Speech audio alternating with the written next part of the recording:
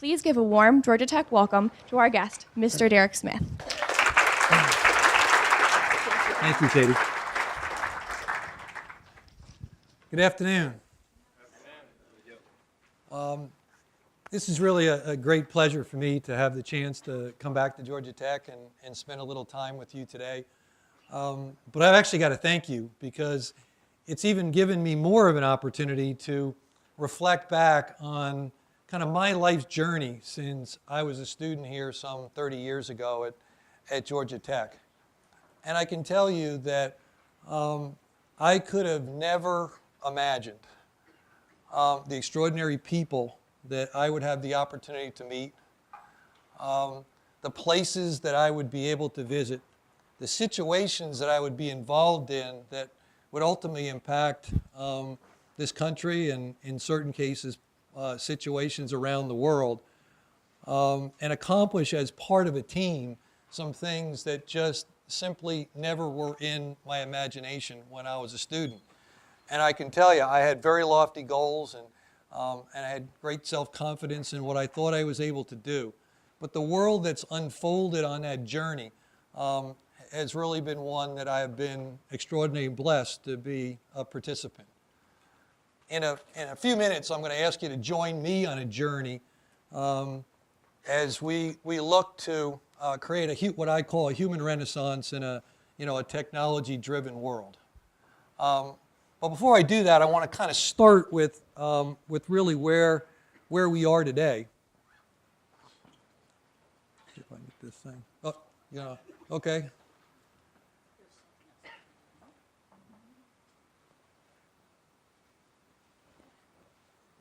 And I found something just recently, and it's a little flowery because it comes from the political world. But it kind of combines a little bit of the liberal and conservative view, that of Republican and Democratic Party, that says the following, that the budget should be balanced, the treasury should be refilled, public debt should be reduced, the arrogance of officialdom should be tempered and controlled, and the assistance to foreign lands should be curtailed lest the country become bankrupt. People must again learn to work instead of living off public assistance. And if you look through that, really the essence of that kind of political statement was all about jobs and getting back to work. Now, can anybody tell me who the politician was that actually made that statement?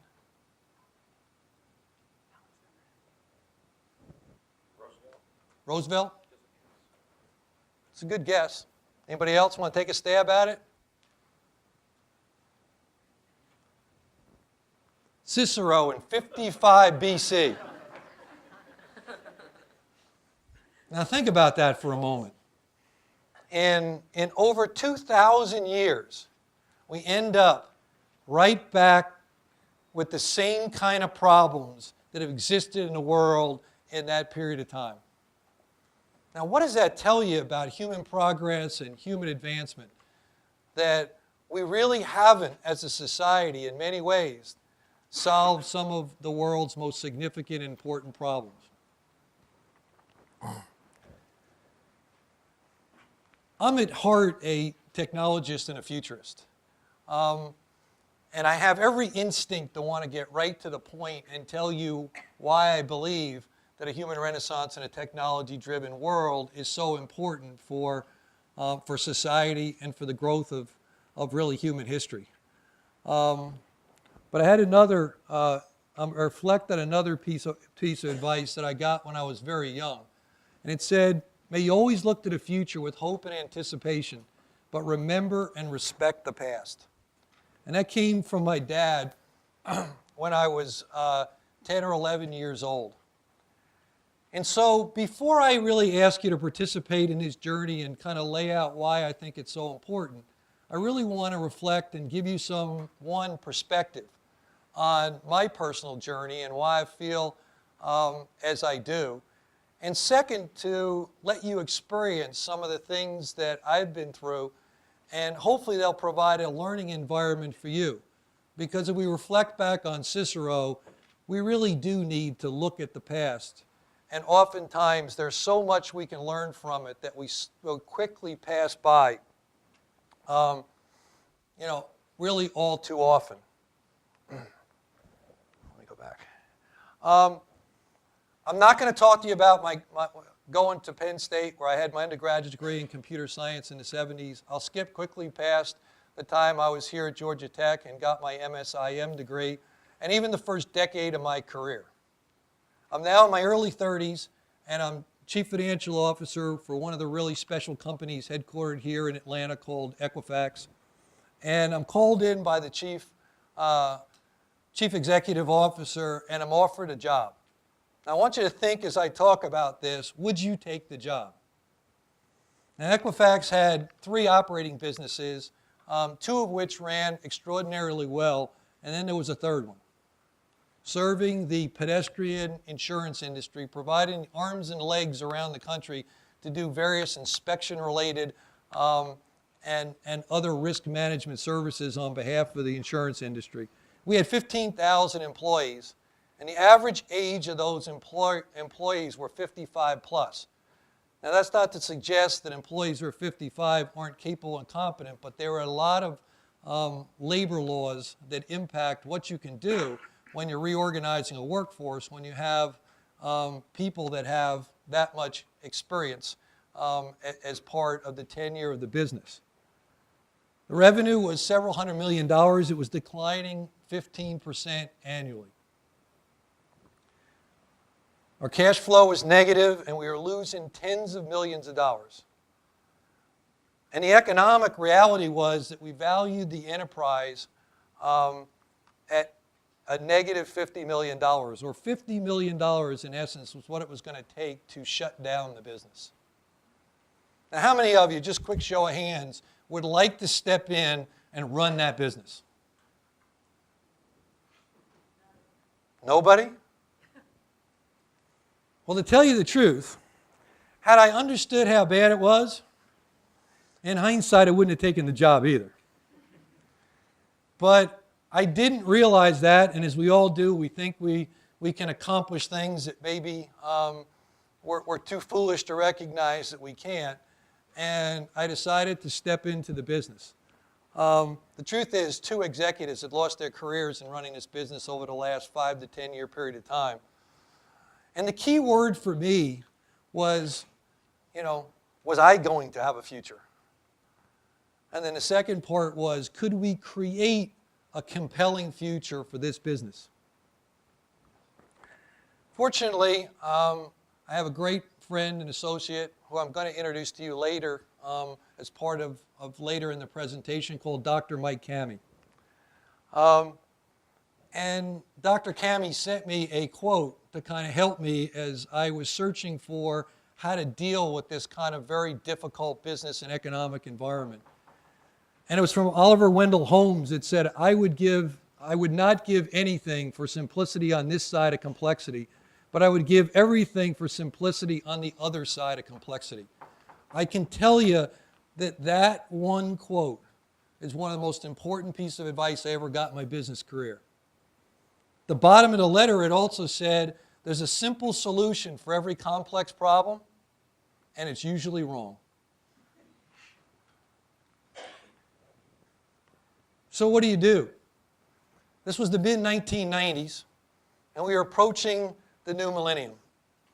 Everybody was talking about Y2K and the issues that were associated with Y2K. And we had to figure out how we were going to take the assets of what was a very, very struggling business and try to turn it around. And so we talked about what was happening in the world and how our business could impact in a positive way the trends and issues that were facing society. We called it Risk Revolution 2000. Honestly enough, as a result of this analysis, I wrote a book called Risk Revolution. My co-author, Vince Coppola, is actually here today. Vince, where are you? There's Vince. Vince helped me write that book, and it was a recognition that the world was changing around us. And so I thought I would just give you a quick overview of what we said. because it's going to lead to why I believe the world's changing one more time and why you both got a great opportunity, but there's a great challenge ahead of you in the world that exists as you go forward in your particular journey. The first is that the world's a risky place to live, work, and do business. Second, information and data analysis are the most powerful weapons to mitigate risk. Third, decision rules will be created to define the responsible use of information. Fourth, standards of prudent behavior will emerge to govern appropriate conduct in managing risk. And lastly, there will be significant consequences as a result of decisions you made in this new environment of increasing risk that was developing in society. Now remember, this was, in fact, the mid-1990s.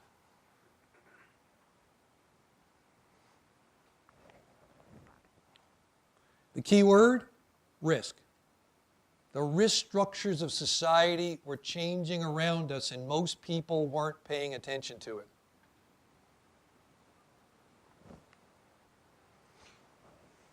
We worked hard, and after a couple-year period of time, we were fortunate. The revenue turned around, cash flow turned positive, and the business was actually making a profit. At that point in time, our parent company, Equifax, found us to be interesting, but in the reality, many of us, including my colleague here, Michael Reen, we were a nuisance. We were young entrepreneurs that were breaking all the rules. And while we were doing it respectfully, in order to turn around the business, we had to respond in ways that were very, very different than the classic culture in which we existed. I was reminded by someone here earlier about the fact that during that period of time, we had a very rigid dress code. The only thing I could find in that dress code was it didn't say anything that you had to wear underwear. And so I decided that I would not wear any socks. And as you can see, for the rest of my career, except in very unusual customer circumstances, in order to maintain respect in the business environment, I never wore socks again. And it was to demonstrate that while we wanted to be following the rules, it was okay to be different, and that we were going to have to be different in order to survive. So Equifax decided that while we'd done a good job of turning around the business, it didn't fit its long-term future. And so the option was whether to sell the business or whether or not, as we recommended, that we spin the business off into a separate publicly traded company, of which the board of directors ultimately decided to do. Now, when you're a public, the company was called ChoicePoint, the point in time when a decision needed to be made. And we understood that as a public company, our obligation, and our number one obligation to our new shareholders, was to create shareholder value, to give them a return on their investment that warranted their continued belief in our overall business. But I got to tell you, when you're going public with a group of associates, of which didn't have a lot of equity in the business, because a tax-free spinoff literally creates the same shareholder base on day one as you had previously, you have to have something more empowering. And so we decided that we were going to be a business with a purpose, and that we would spin off, and that we would really try to make sure that we were going to serve a cause greater than ourselves. Now, it's interesting, the very first day that we went public, so I'm finally at an important part of my career. I'm a chairman and CEO of a public company. I get to my desk, and there's a letter from a very respected Atlanta businessman, a great friend of Georgia Tech, wonderful philanthropist named John Imlay. And I'm very excited because I assume he's going to tell me how proud he was of me and what I'd be able to achieve, and good luck. The letter basically said the following. Remember, the higher up the pole the monkey goes, the more of his ass you can see. And he said, remember what people are looking at when they look up to you. Pretty interesting advice when you really sit back and think about that. We needed to be a business that was more about something that was greater than ourselves. We created a mission to create a safer, more secure society through the responsible use of information. We made a commitment that we would be one of the most important information risk technology companies in the world. And that's obviously a bold and kind of brash statement to make and an aspiration to have. But it's interesting, as a public company, one of the most important first steps you have to do is have a board of directors that is supportive and that's capable of really giving you not only advice, but also guidance as you go through the early stages of your public career. We had an incredibly diverse, talented board, but 4 of those people, I'll give you an example, were titans of American business. 2 of the co-founders of Home Depot, Ken Langone and Bernie Marcus. One was an astronaut, Colonel Frank Borman, and the other was the vice chairman of Walmart, one of the largest corporations in the world. Now think about that for a moment. We went from 5 years earlier, where it was a completely unprofitable business that nobody wanted, to a public company in which some of the real business icons of this country wanted to participate on the board. Why was that? It had to do with that last part of that sentence, which is all of us, including the most successful people around, want to be part of something that they can feel is really giving back, and to create a safer society at a time when the world was becoming more risky was a passion in which those gentlemen, we had a very great set of female directors as well, had. I could have never dreamed that 5 years, those are the kinds of associates that I'd have the opportunity to work with and meet and be part of, our new public company. A decade goes by, and we were very fortunate in that we had, some tremendous positive growth. A lot of exciting things happened. Some things that were challenging happened. I can remember having to go to testify in Washington, D.C. about issues regarding data privacy and security. So I can fully understand what the Target CEO is about ready to go through when he has to go to Washington and talk about the recent challenges from a data privacy and security standpoint. But overall, it was a tremendous run by and with some incredibly talented people. A decade later, we sold the business for a little over $4 billion. And what's most interesting about that is that we sold it for all cash on the week that Lehman Brothers went bankrupt in 2008. It was the last major transaction that was literally made before the markets crashed by generally some 50%. We lived up to the obligation that we had to create shareholder value. But the truth is that the risk revolution that we talked about had really taken full hold in society. And some of the things that we participated in really were defining the very nature of risk in our country. We helped identify who the snipers were in Washington, D.C.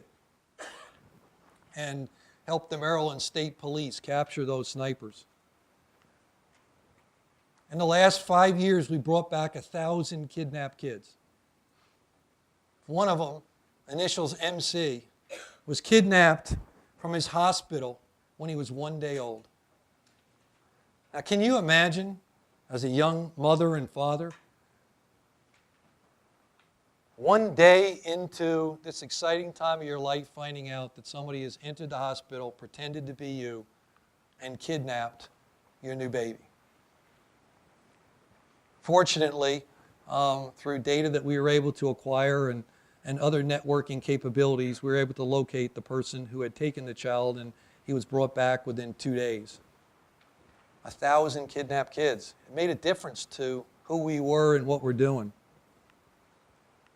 And then there was one of the most significant moments of my business career, September 11, 2001.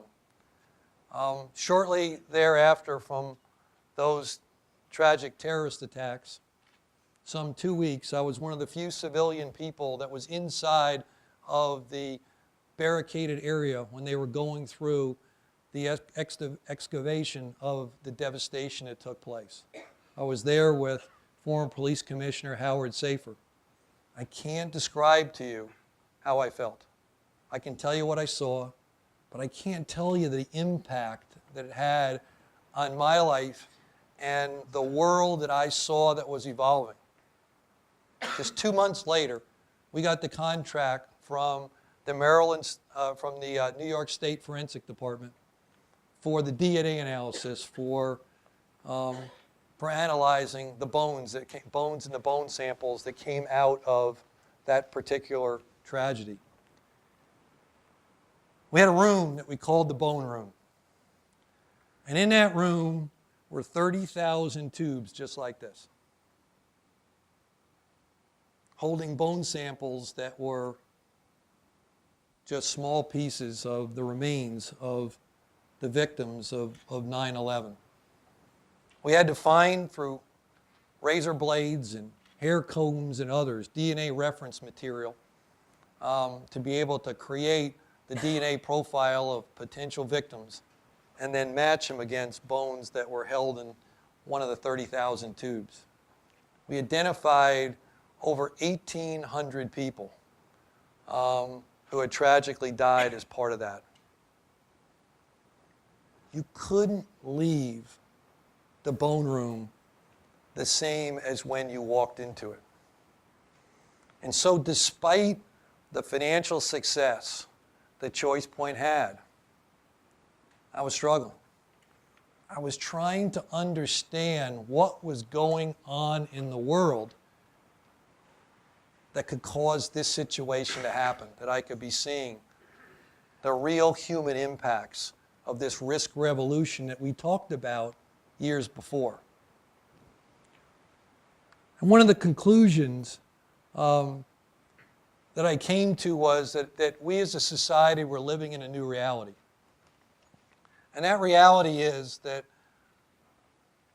the world was an unsettled and angry place. But I didn't really still understand why. And so I decided to take some time and visited with my good friend I talked to before, Mike Cammey. Mike was the head strategic planner for IBM in the early days of Mr. Watson. He was named by Peter Drucker, who hopefully many of you know is kind of the guru of modern business philosophy and theory, as the greatest strategic planner that he'd ever met. And I spent a couple years with Mike trying to figure out the answer to that question, which is, why is the world so unsettled? Why is the anger increasing? Why is the risk in society moving at a different pace? And Mike's belief was that we were entering an era that he called the Exponential Society. And briefly, I want to talk to you about that Exponential Society because it's got a huge impact on where we are today and the issues that we're facing. Now, this was in the early 2000s. And the question about the Exponential Society was, what are the macro forces that are impacting human behavior that will become evident over the next 10, 15, 25 years? I'll let you decide when I'm done how prescient Dr. Cammey was.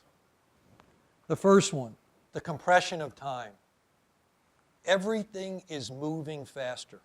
Speed matters. But not only speed to accomplish, speed to respond.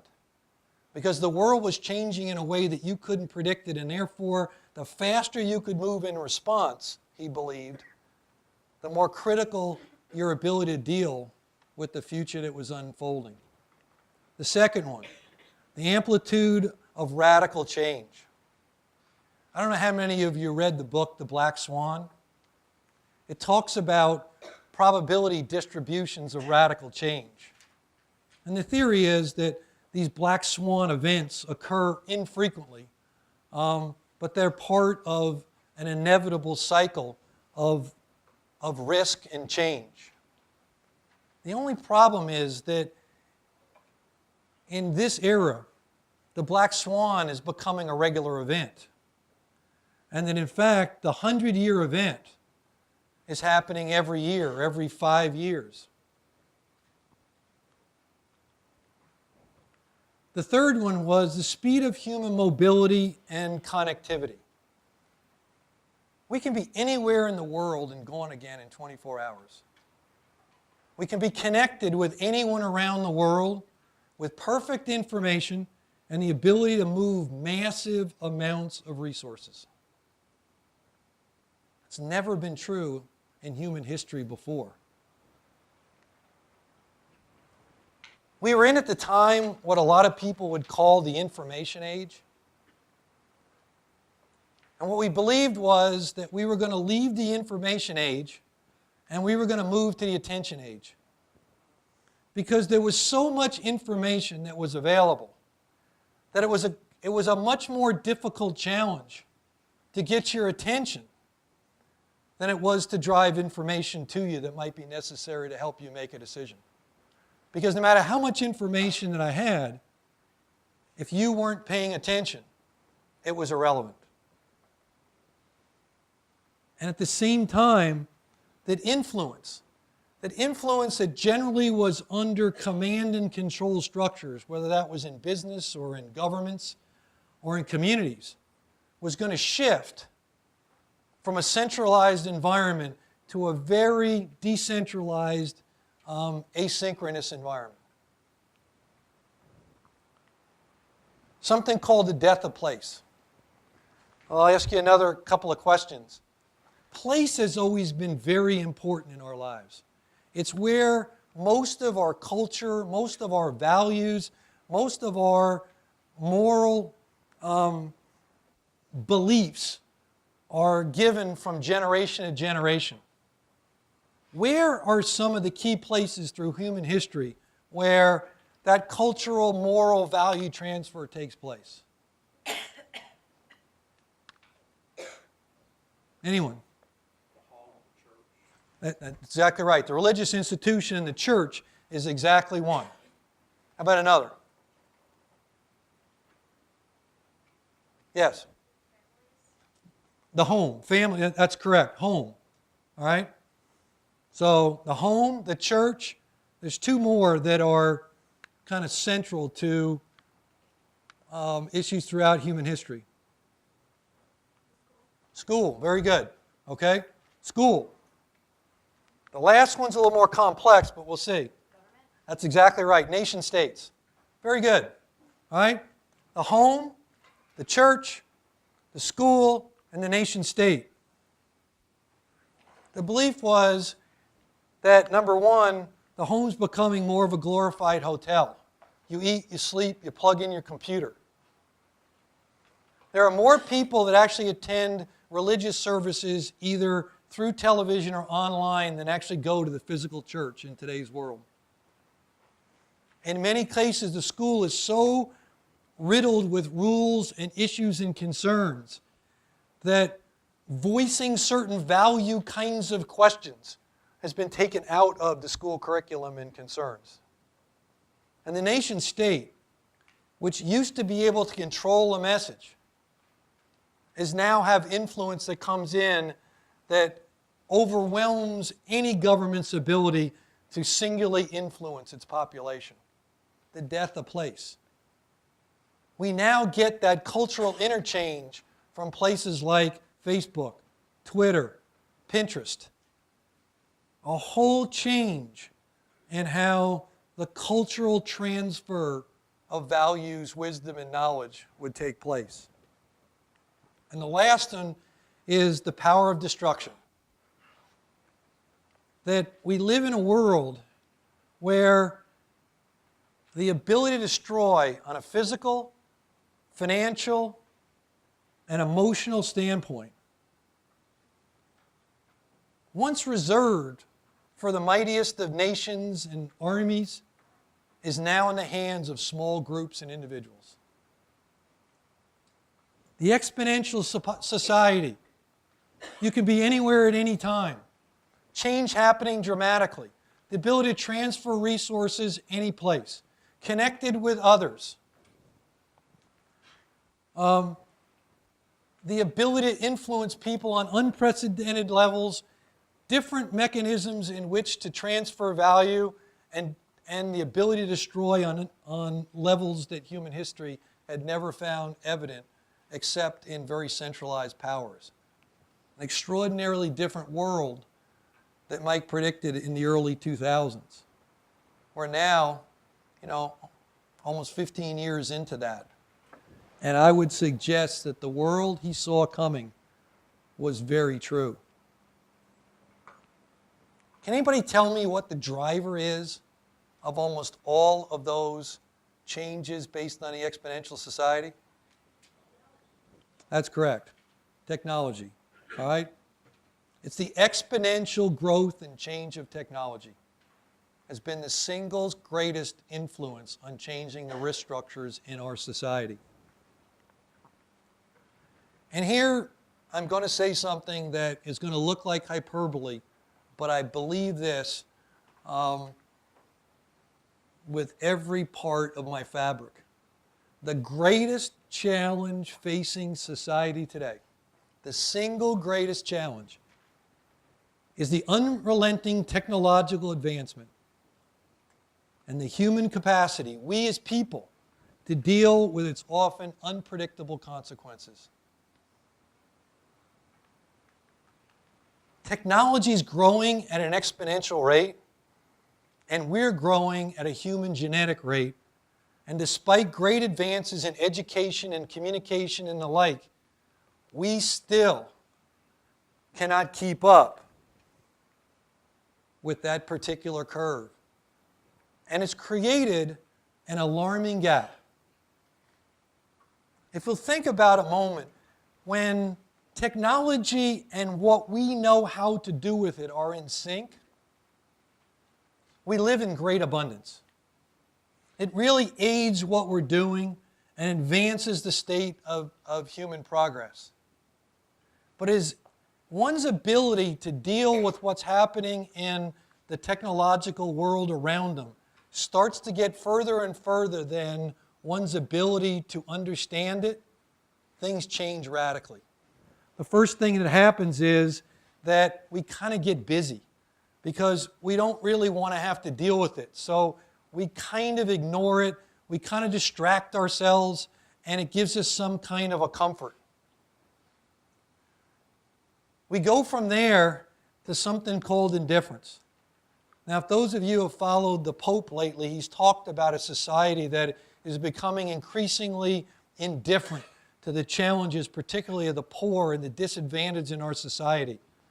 He's talked a lot about capitalism's impact on that.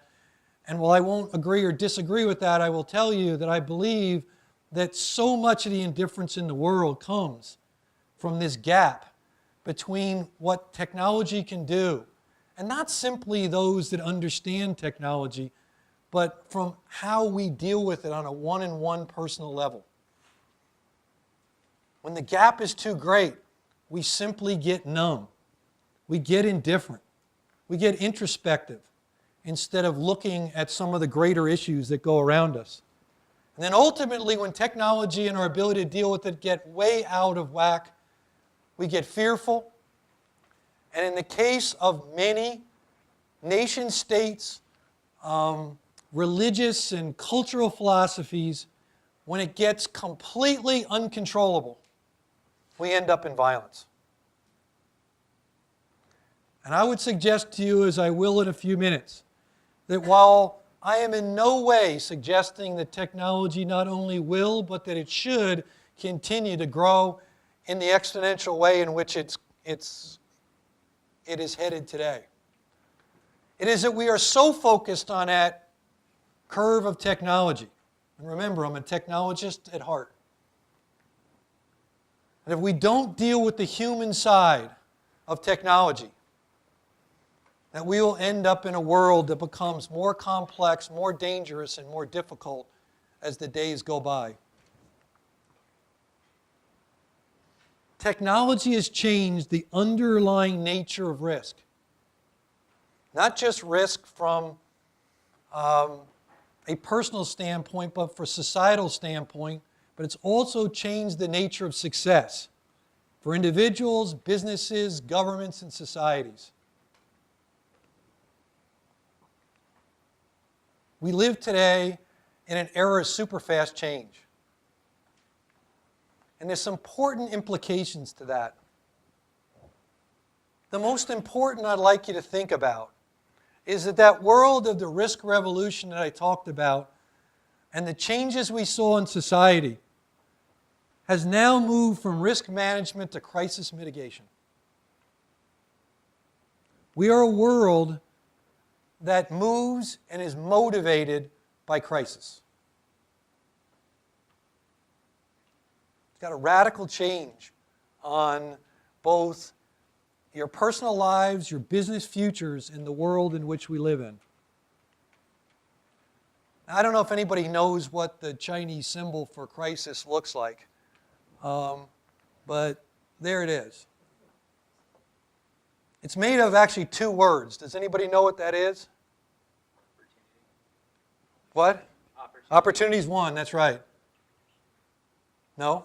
Close. Anybody else? Opportunity is one. Yes? No? Danger. Danger and opportunity. And I thought one of our former presidents, John F. Kennedy, had a great quote. He said, in crisis, be aware of the danger, but recognize the opportunity. Now, I want to spend a few minutes talking about crisis and then why I believe that this human renaissance is inevitable. And then we'll move to a period of questions and answers. Let me return for a moment to that risk curve that we talked about in Risk Revolution.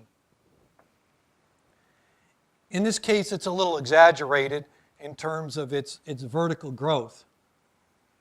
But risk exists in the world in a different way and a different structure than it ever has, as I said before, from technology.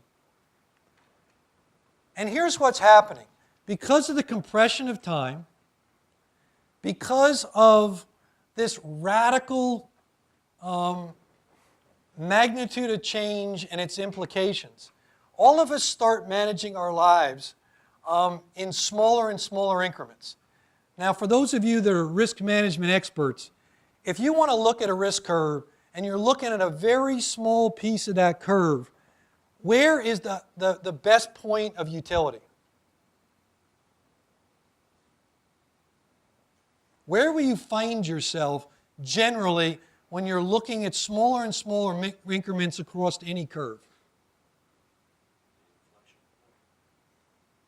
You're looking, you'll actually move up, right? You're going to end up taking more risk. And the reason you take more risk is because you're only concerned with this moment. And risk is about time. It's about a period of time. Some examples. If you think about Hurricane Katrina and the levees, it was going to cost billions of dollars to fix the levees, of which they knew a Category 5 hurricane would come in and significantly destroy part of the city of New Orleans. But a hurricane Category 5 is a 100-year event. So the likelihood of a hurricane in any one year was essentially 1%. So why spend the billions of dollars when its likelihood of it happening during anyone's particular watch is low? Oh, by the way, that's also true of Social Security. It's true of the nation's debt structure. It's true of your health if you're eating unhealthily. You'll all tend to take more risks until all of a sudden you hit that crisis point. And the crisis will come because you're taking excess risk. So the first thing that happens when you're in a crisis is you obviously have to respond as quickly and as effectively as you can. What happens next? What's the second thing, often in concert with a response to a crisis? What? Recovery? No? Anybody? See if I'm right. When you find yourself in a crisis, you don't want it to be your fault, right? So guess what? You got to find somebody to blame, because it can't be my fault. I bought a house that was more than I could afford. Somebody sold me that house. Why did they sell me that house? It wasn't my fault. We're a society in crisis that the first thing we do after we respond is figure out who to blame. Now, why do we want to do that? What's the next thing we do? What's that? Well, I would argue it different, but what she said was, you're going to hold people accountable. And the answer is yes, you want to hold people accountable, but for these reasons. You want to be compensated for it, right? If it's not my fault and Ben's to blame, you owe me and I want to be accounted. I want to be compensated for that risk that I took. Now, if you take excess risk and you hit one of those risk events and you are compensated even though you took risk beyond what you should have, what's the likelihood you're going to do the next time? Right? Guess what? You're going to go up the curve again, right? Because as time compresses, you get right back on the curve that says, nope, I'm getting the most utility by moving up the risk curve again. Only this time, the cycle repeats itself, and generally the crisis is bigger. Sound familiar with a lot of the key problems we have in our country today? Let's blame somebody, let's compensate it, and then let's hope that during my watch it doesn't come back again. And I'll let someone else deal with the problem. And then, ultimately, what happens is you end up in catastrophic crisis. The only way out of that cycle is catastrophic crisis. This is the world that you're living in today. If you'll reflect for a while, you'll see it every place around you. The only way out of this cycle is, one, you have to have perspective. Two, you have to have patience and perseverance. And third, you have to be willing to take pain.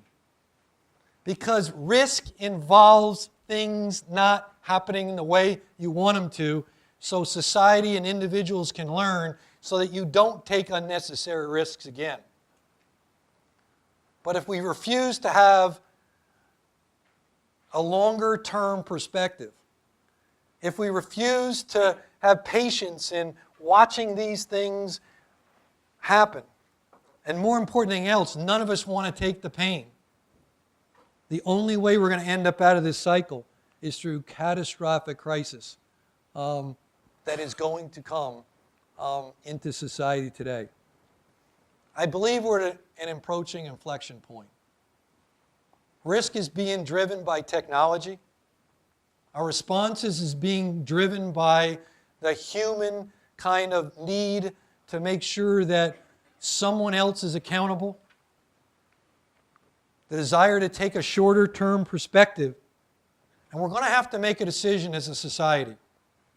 And that is, will technology or humanity be the primary influencer of societal change?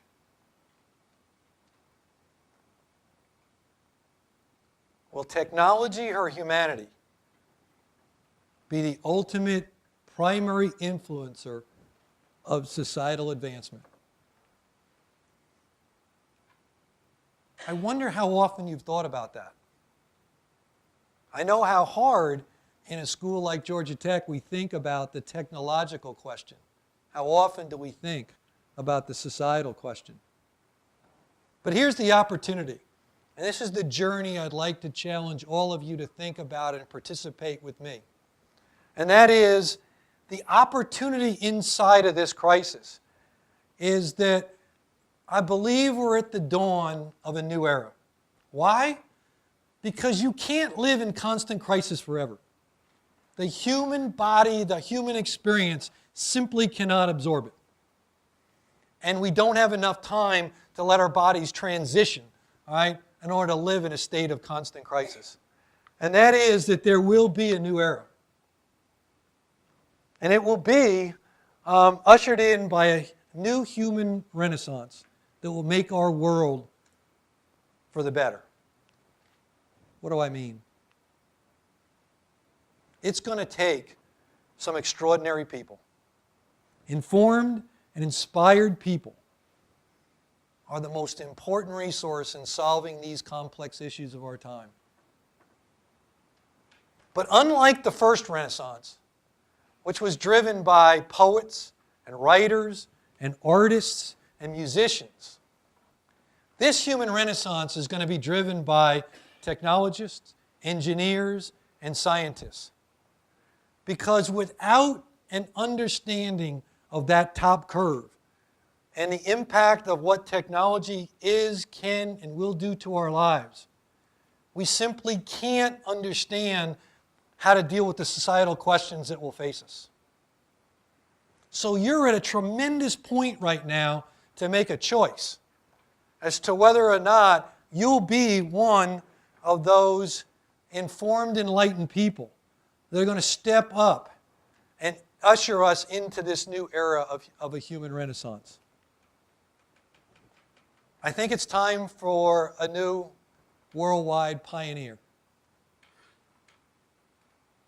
I think there'll be two types of pioneers. There may be a lot more, but I really only in my last few minutes here have a couple I want to talk to you about. The first one you can see here is the seekers. And what they're going to look for is the humanity, the human purpose behind the technology that we're creating. And in doing so, are going to make a real difference in the world. Now, no place have I said that while they're doing this, that there won't be economic and capital opportunity that goes right along with that. In fact, I would tell you, and I think I'm a good example of that, while we create a business that we felt was greater than ourselves, the economic value to our shareholders was substantial in doing that. The second will be the recognizers, and that is that when the crisis occurs, they will be the ones that take advantage of it. Your ability to respond to crisis will be one of the most important assets you have in your value equation to your employer, your family, and to the communities in which you live in. It's not easy to be calm, to respond, and deal with those moments that are in crisis. But it's one of the great skills that are going to be necessary. Katie talked at the beginning about one of the initiatives that I'm involved in. And it's easy to be a philosopher, particularly talking about things that are going to happen in the future, because very often nobody holds you accountable to what you say or what you think. Well, another thing that Dr. Cami told me was that vision without action is a hallucination. Vision without action is a hallucination. You got to cause something to happen. One of the things that I've done in order to help start and demonstrate the power of this human renaissance is to create an organization called GivingPoint. We have close to 8,000 people. Our director, executive director, Miranda, is sitting right here in the front row, where we're teaching young kids 13 to their early 20s to be social entrepreneurs. To help them understand that instead of talking about capitalism on one side and being the social problems and the humanitarians on the other, that it's the coming together of purpose and capital to make a difference that's going to really change our society for the better going forward. And so what I thought I'd do is share just 2 quick stories of 2 of those 8,000 people and their journey to make this human renaissance real. The first one happens to be one of the students right here at Georgia Tech. Chris, Chris was coming. I don't know whether he made it or not. Chris Lung is a student here. He's a freshman here at Georgia Tech. He took a couple of trips, one to the Dominican Republic and one to Taiwan. And he had one of those moments, much like I did, sitting there in the bone room looking at those remains from 9/11. And he said, I don't understand much of the poverty that I see around me. And in fact, much of that poverty is driven by their lack of affordable power. And he said, I want to do something about it. And he came back, and he's participating with one of the programs here, in fact, at Georgia Tech, to actually create renewable energy, particularly solar, so that he can bring low-cost, efficient power to places in the world that simply can't afford the energy costs. That's a social entrepreneur seeking a solution to a problem he sees in the world and getting involved and making a meaningful difference.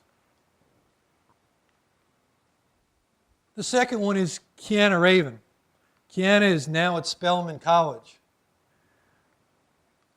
Kiana at 13 became pregnant.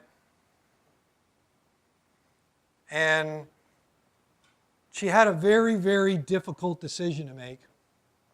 And with the support of her family and those around her, she decided that she was going to stay in school and that she was going to deal with being a young teenage mom and understand the challenges and deal with the issues associated with being a single teenage mom. She said she suddenly saw other women in the shadows she never saw before who were also young teenage moms in her same high school. She said she never saw them before. Well, she decided while she was in school to join GivingPoint and created something called Joshua's Closet. Joshua's Closet was a program to help other unwed teenage moms deal first with the psychological challenges that they were going through. Most of them dealing with self-esteem. And then teach them some financial resources and ultimately provide them through donations and other things, simple little things like diapers and clothes and other things that they had to work for and that were likely to keep them from maintaining going through school. Extraordinary. This is a young woman that by all expectation in the middle of crisis could have found herself without a high school education and with potentially a very challenging and limited future.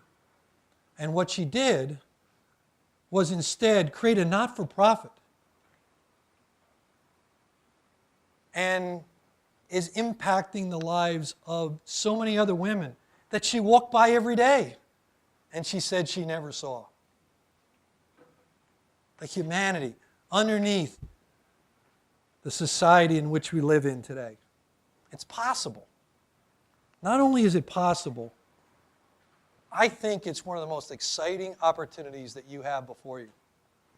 I started kind of the presentation recognizing for most of you it's about a job. It's about what do you do when you leave here as a student and start your journey. Because I know your journey and the one that I'm on, in fact, the one that continues with me, is forefront on your mind. But I would suggest to you that, or even offer you the opportunity to buy a ticket. To buy a ticket on a ride that will change your life. A ride where you will meet people that are simply extraordinary. That you will go places that you could have never imagined. that you'll participate in events that will influence the lives of people and potentially situations that happen around the world. And you'll accomplish things with other people you never dreamed. If you're able to harness not only your passion, but if you'll take your passion and add it with a purpose, you have all the economic opportunity in front of you, and at the same time, you can make a difference in your life and in the lives of so many people around you. And one of the most extraordinary things that I feel proud of is that my journey today into philanthropy and working with nonprofit and societal issues is that I've met the most extraordinary people.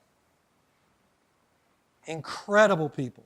They may not be the same household names that I talked about earlier, but these are people that in and of themselves are making a difference in the world, and they're happy, and they feel a sense of purpose. And you can't leave them without an incredible energy level. Vince is writing a new book with me on some of those people right now. Vince, isn't that true? You leave empowered. It's very true. And I was a Newsweek reporter for many years and covered the same kind of big people we read about in Derek meets in the Wall Street world. And dealing with young people who have found passion has been a re-career. I see my career all over again. I let go of chasing the big guys and work with people who make a difference. So everything you're hearing today is true because I've now talked to about 10 of them. And it's worth following in their path. Whatever your career hopes and dreams are, you can do both very easily and you feel really good about it. So even if you're in a position where economically there's a specific skill that you've got to take care of yourself and your family, I respect that. I understand that. That's in fact what I did. But I want you to keep in the back of your mind this growing human renaissance, that there'll always be a time for you to buy a ticket, and it'll be a ride in which you will never forget and that you'll never regret. Thank you very much, and I'll be glad to answer any questions you might have.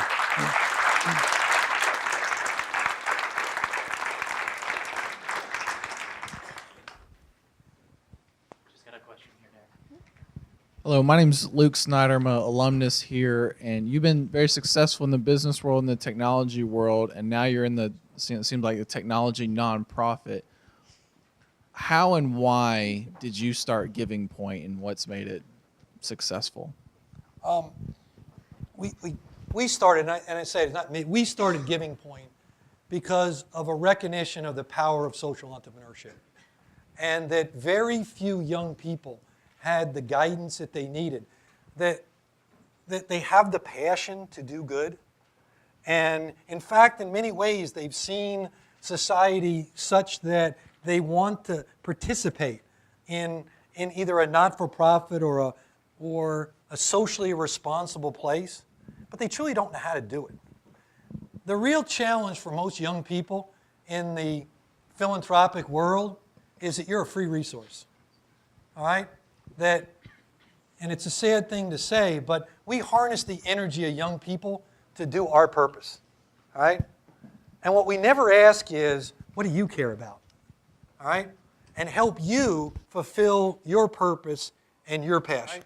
Our purpose isn't any one cause. It's young people who want to give back, that need mentoring, that need leadership, and kind of need guidance. When we first created GivingPoint, I thought if we built a technological and social network solution, which we did, which would teach them social entrepreneurship and would provide resources to help them go forward, that the generation would just take off. We were wrong. They needed a human infrastructure to make it work.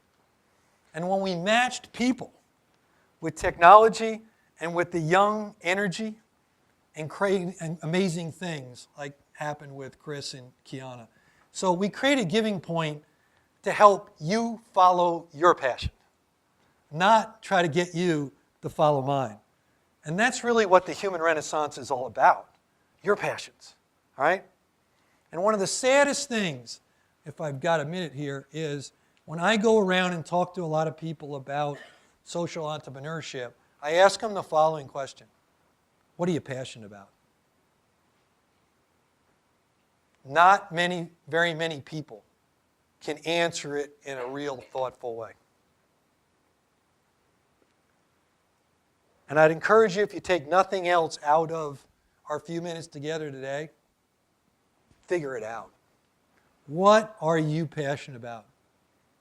And then if you can match it with a purpose greater than yourselves, I'll see you in 10 or 20 years, and you'll have made an incredible difference in the world. I promise you that. Hi. Hi. I'm a teacher, and I run my classes as service learning classes, and I would love to work with your organization to run my classes. I'm wondering how hard that age 24 cap is. If I have older students, are they going to be able to sign up? I'll tell you an interesting thing about that cap, okay? It started as 13 to 18 because we really wanted to, one of the things that GivingPoint does, we create your civic resume. We found young people, and maybe you'll think about yourself, young people when they're preparing to apply for college, they suddenly get this great, service heart because they know that resume is going to say, what have you done and what have you given back to the world that you would like to tell us about?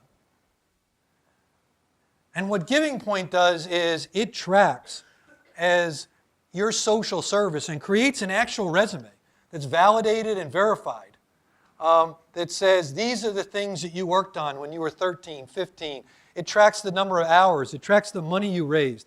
It can show the pictures and the people that you have participated in. And to get to your point was that we had our first group kind of graduate that went to college, just as these young people did. And they said, wait a minute, we don't want to stop. And so the cap is essentially wherever the young generation takes it, all right? It's not a case of there's a philosophical limit. There's a younger limit because there's privacy laws that we have to deal with in the whole social community that restricts our ability to do some things with really younger, say, grade school related kids. But Miranda would love to talk to you when we're done. And we do service learning projects with all kinds of different organizations. And we would welcome any of you, all right, or any of the groups that you're involved in to participate with us in any way you'd like to. My name is Yuvi, and my question is regarding the human renaissance that you were mentioning, that like how seekers will be looking into humanity beneath the technology. It's a really positive concept. Are there any potential risks or any reasons that this renaissance could fail or not take place at all? Well, I think the biggest challenge goes back to that inflection point that I talked about, which is, and we're close to it, all right, which is who's in control. When we get to a point where technology is driving the essence of who you are as a person, we will have lost the opportunity for a human renaissance. A recent study said that among intimate friends, it's now close to 50% would interrupt certain behavior if they received a social text or otherwise, social communication. A human experience, a technological impulse, and a decision to make as to which is more important. So what I would suggest to you is the biggest challenge comes down to the individual person. That if we can get enough critical mass of people that go, the reason technology exists should be to create a better world for us all to live in. And sometimes we've forgotten to say, what is that world? And I'm not here to define it. You see, there's no place here I've said, this is the better world and you have to follow that world. What I'm saying is, in your own mind, you got to define what a better world is. And the more it is about caring about things greater than yourselves, the more that's going to come together and create, I think, an environment that is compassionate, caring, and has a collectiveness to it that doesn't exist today. And so the real challenge is, can we find enough people that truly believe that this human renaissance is necessary before technology takes over to a point where we're all numb to it and we can no longer respond. And that's why I think it's so important today to talk to you and others like you that we're not necessarily there at this moment, but remember that risk curve that said, I don't know when that crisis and that inflection point's going to hit.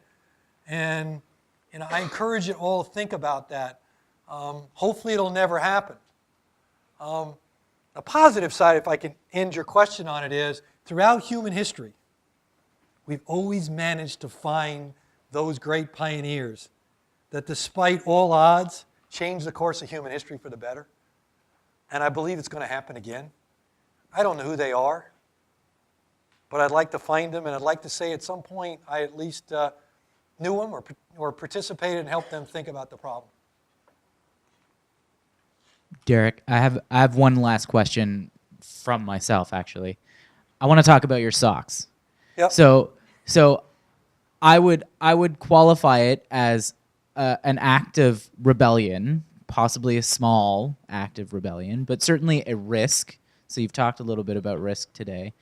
I'd like to know, at least within the lens of students here who are about to go into their jobs, find careers, that at what point in your career did you enact this act of rebellion?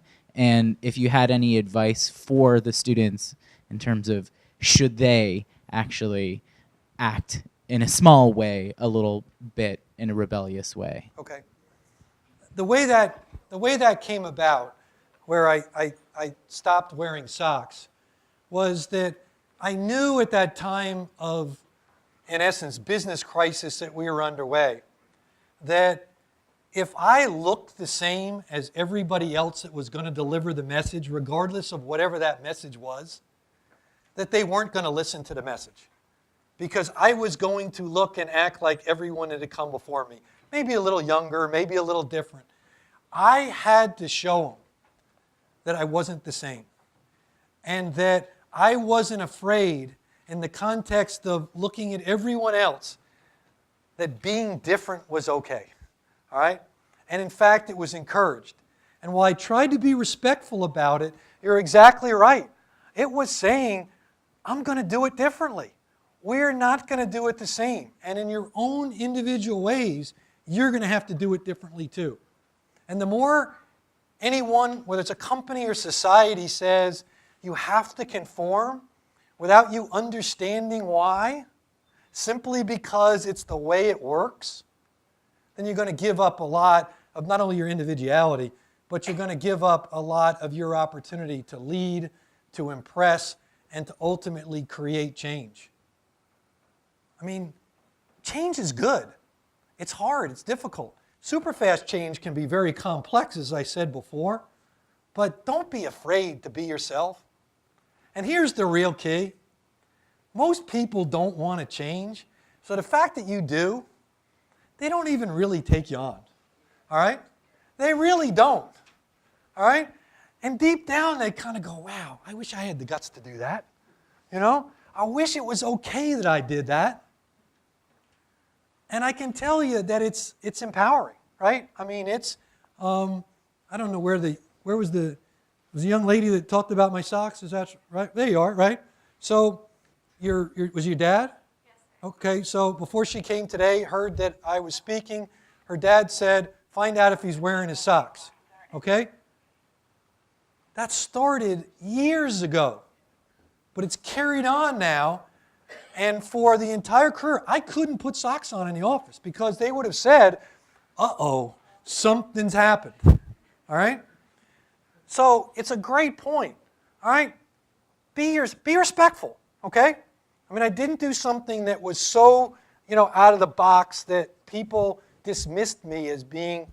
There was one other thing I did, which I didn't say. I actually had, because we were a very kind of straightforward conservative company, and so we had to wear, shirts and ties.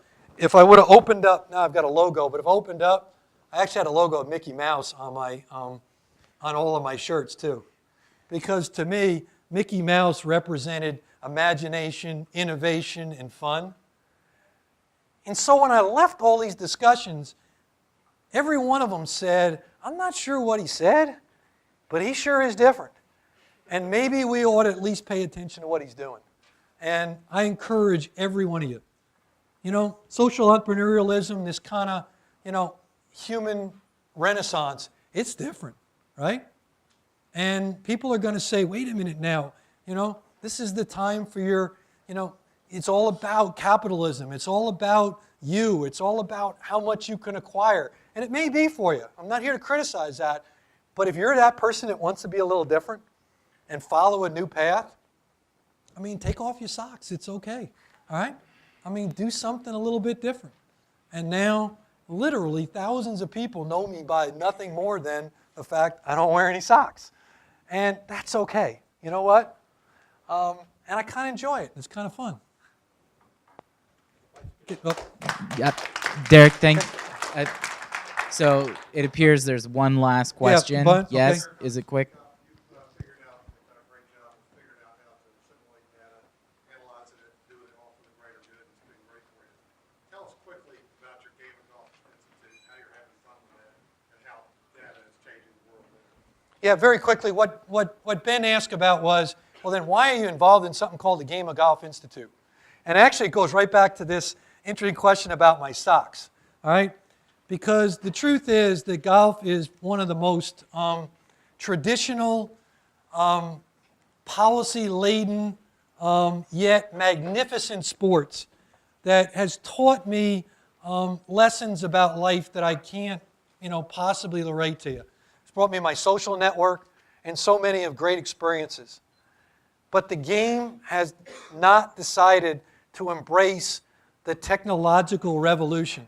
It's stayed away from understanding the changes in society, that people have less time, that they're more mobile, that they want to communicate more. All the things that technology drove, golf represents the exact opposite. The exact opposite, okay? So you know what's fun? Taking all these societal behaviors and all the things that I believe are going to happen and apply them against one of the oldest, most traditional sports, yet I believe important, valuable, and personally interesting to me. And we're going to see, Ben, whether or not we can have some fun at the recreational level to reinvigorate a game that's losing 5% of its participants every year. Because your generation goes, golf? Why do I want to play golf? And I would tell you that there's a lot of reasons why it's an incredibly empowering and wonderful sport. But in order to get you to want to play, we got to make it more fun. We got to make it more interesting. We got to make it faster. We got to change the essence of the game. That's what I do, okay? I like taking on challenges that nobody else wants to do and see whether or not we can make them work. And I don't know. The people that run golf are great people. They're very passionate and they're very good. But this is a cause that I care about. And so we're going to apply the very things we talked about here to one of the most traditionalists of all sports. And stay tuned. We'll let you know what happens. Thank you. Thank you so much for coming. coming. Thank you very much for being here.